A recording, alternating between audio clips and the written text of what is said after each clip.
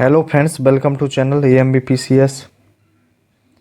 भारतीय संविधान के अंतर्गत यह प्रथम क्लास है जिसका उद्देश्य है RO का जो एग्ज़ाम है उसके लिए इस क्लास में महत्वपूर्ण कॉन्सेप्ट को कवर करना।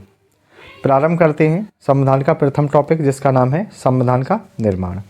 तो सर्वप्रथम कुछ की पॉइंट हैं जो याद रखना होगा कि संविधान में देखा जाता है कि संविधान की जो मांग है सर्वप्रथम M.N. रॉय ने रखी संविधान की मांग, जबकि 1928 में देखा जाता है कि नेहरू रिपोर्ट के द्वारा भी इसकी मांग रखी जाती है। आगे चलकर क्या हुआ कि जब भारतीयों की मांग थी कि संविधान का निर्माण किया जाए तो इसीलिए क्या हुआ कि ब्रिटिशों ने एक मिशन भेजा था, क्रिप्स मिशन।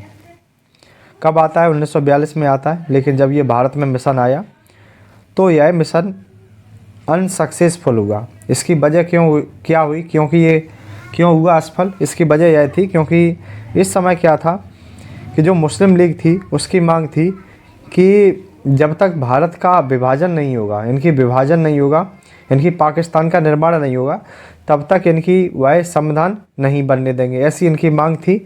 इसीलिए क्या होता है कि जो क्रिप्स मिशन था भारत में असफल होता है। इसके बाद क्या हुआ कि कुछ समय बाद इनकी 1946 में कैबिनेट मिशन आया और यह जो कैबिनेट मिशन आता है यह सफल रहा। सफल इसलिए रहा क्योंकि यह मुस्लिम लीग से जाके मिलता है और मुस्लिम लीग संतुष्ट हो जाती है। इसी वजह से जो कैबिनेट मिशन था यह सफल रहता है। कब आता है? 1946 में। इसके साथ देखते हैं जब यह मिशन सक्सेसफुल हो जाता है तो क्या होता है? सब मिशन सक्सेसफुल हो जाता है तो संविधान का निर्वाचन होता है। और निर्वाचन कितनी कुल सीटों में से होता है? 389 सीटें। 389 सीटों में देखा जाता है भारतीय राष्ट्रीय कांग्रेस को 208, मुस्लिम लीग को 73, अन्य को 15 सीटें मिलती हैं तथा महिला सदस्यों को भी कितनी सीटें मिलती हैं? 15 सीटें मिलती हैं। इसके बाद क्या होता है? 3 प्रमुख बैठकों का आयोजन भी किया जाता है। 3 प्रमुख बैठकें की जाती हैं और जिसमें पहली बैठक जो थी वह 9 दिसंबर 1946 को की गई। इन तीनों बैठकों में अंतर देखा जाता है तो 2-2 दिन का अंतर देखने को मिलता है कि पहली बैठक 9 दिसंबर 1946 को, दूसरी बैठक 11 दिसंबर 1946 को और तीसरी बैठक देखा जाता है तो 13 दिसंबर 1946 को होती है। पहली बैठक के बारे में याद रखिएगा कि इसमें जो अस्थायी अध्यक्ष थे वह कौन बने थे? सच्चिदानंद सिन्हा। तो पूछ लिया जाएगा कि जो प्रथम बैठक थी इसमें अस्थायी अध्यक्ष कौन थे? सच्चिदानंद सिन्हा थे। जबकि दूसरी बैठक जिसका आयोजन 11 दिसंबर 1946 को किया जाता है, इसमें जो अस्थायी अध्यक्ष इनकी स्थायी अध्यक्ष बने थे, इनकी यह स्थायी अध्यक्ष थे, जबकि सच्चिदानंद जो सिन्हा थे वो अस्थायी थे, इनकी टेम्पररी थे। तो यह किस बैठक में बनते हैं? तो 11 दिसंबर 1946 में स्थायी अध्यक्ष डॉक्टर राजेंद्र प्रसाद बने। जबकि तीसरी बैठक में क्या हुआ कि तीसरी बैठक में जवाहरलाल नेहरू के द्वारा एक उद्देश्य प्रस्ताव रखा गया था।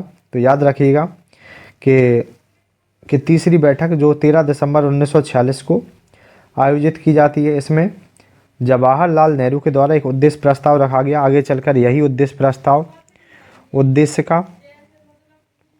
उद्देश्य का प्रस्तावना, कुंजी, भूमिका आदि के नाम से जाना गया। और यह कब स्वीकृति मिलती है? तो 22 जनवरी 1947 को इसे स्वीकृति मिलती है। यह तीनों बैठकें काफ़ी महत्वपूर्ण हैं, अत्यंत महत्वपूर्ण हैं।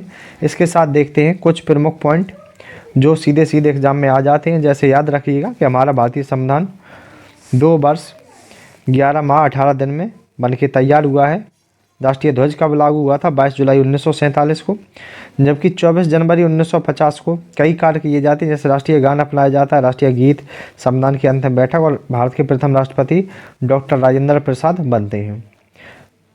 तथा इसके साथ याद रखना है कि संविधान के पिता कौन थे? संविधान के पिता थे doctor Bhimrao Ambedkar, father of constitution. संविधान के सलाहकार सर BN राव थे, जबकि KC बियर के द्वारा इसे अर्धसंघी कहा जाता है। और 26 नवंबर 1949 को भारत का संविधान बन के तैयार हुआ था और 26 जनवरी 1950 को ये लागू हुआ। इसके साथ देखा जाता है, इसके बाद देखने वाले हैं प्रारूप समिति, अधिक महत्वपूर्ण है। तो याद रखिएगा जो प्रारूप समिति थी इसका गठन कब हुआ था? 29 अगस्त 1947 को इसका गठन होता है। इसमें देखा जाता है कुल 7 लोग शामिल थे, जिसमें एक अध्यक्ष प्लस 6 सदस्य। तो 6 सदस्यों को याद रखिएगा क्योंकि यहाँ से क्वेश्चन पूछ लिया जाएगा। अगर हार्ड पेपर बनता है तो उसमें यहाँ से क्वेश्चन बन सकता है। तो याद रखिएगा कि इसमें सदस्य कौन थे, Gopal Swami Ayyangar, Kishore Swami Iyer, K M. Munshi, Mohammad Saadulla, N. Madhavrao, T T. Krishnamachari. तथा इसमें कुल 141 बैठकों का आयोजन भी किया जाता है। तो याद रखिएगा कि जो कांग्रेस यानी कि अगर पूछा जाएगा कि 141 बैठकों का आयोजन किसमें किया गया है तो प्रारूप समिति में। आगे बढ़ते हैं, कांग्रेस की विशेषज्ञ समिति को देखते हैं। तो इसके बारे में याद रखिएगा कि कांग्रेस की विशेषज्ञ समिति का गठन कब हुआ था, 8 जुलाई 1946 को। 8 जुलाई 1946 को गठन होता है। पहली बैठक दिल्ली, दूसरी बैठक मुंबई में आयोजित की जाती है। इसके प्रथम लीडर कौन थे, JL नेहरू, जवाहरलाल नेहरू। तो याद रखिएगा प्रारूप समिति के जो अध्यक्ष थे डॉक्टर भीमराव अम्बेडकर और कांग्रेस की विशेषज्ञ समिति के अध्यक्ष कौन थे, तो इनका नाम था जवाहरलाल नेहरू। आगे बढ़ते हैं, संविधान की जो छोटी बड़ी समितियां हैं महत्वपूर्ण होती हैं, क्वेश्चन यहाँ से बनते हैं।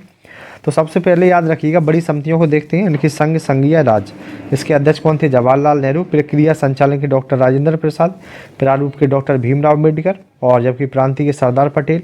मौलिक अधिकार के लिए उप समिति थी, इसके JB कृपलानी थे। अल्पसंख्यकों के लिए जो उप समिति थी इसके HC मुखर्जी। तथा छोटी समितियाँ भी थीं जिनका निर्माण किया गया था। इसमें क्या याद रखना होगा, तो सदन समिति के कौन थे, पट्टाभी सीतारमैया। ध्वज समिति यानी कि झंडा समिति के डॉक्टर राजेंद्र प्रसाद।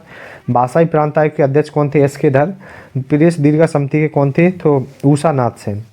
इसके साथ देखा जाता है ऐसे प्रमुख आर्टिकल जो 26 नवंबर 1949 जिस समय हमारा भारतीय संविधान बन के तैयार हुआ था उस समय कौन से आर्टिकल थे जो लागू हो गए थे, तो याद रखिएगा 5, 6, 7, 8, 9 आर्टिकल 60 और 324, 366, 67, 379, 80 और 88, 391, 92 और 93। तो ये वो आर्टिकल थे जो 26 नवंबर 1949 जिस समय हमारा भारतीय संविधान बन के तैयार होता है उस समय ये भी आर्टिकल लागू हो गए थे। इसके साथ देखते हैं संविधान के प्रमुख वाचन।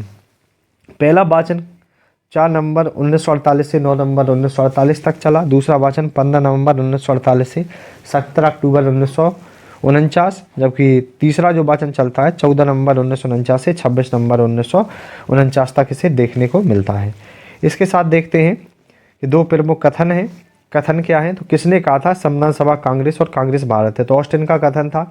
तथा किसने कहा कि संविधान में अल्पसंख्यकों पर ध्यान नहीं दिया गया, तो ये आइवर जेनिस का कथन था। तो यह जो आज का लेक्चर है इसमें जितने भी महत्वपूर्ण कॉन्सेप्ट थे, जितने भी महत्वपूर्ण पॉइंट थे उनको कवर कर लिया गया जिससे प्रश्न कोई भी पेपर में न छूटे। लेक्चर पसंद आता है तो चैनल को सब्सक्राइब करें, वीडियो को लाइक करें। धन्यवाद।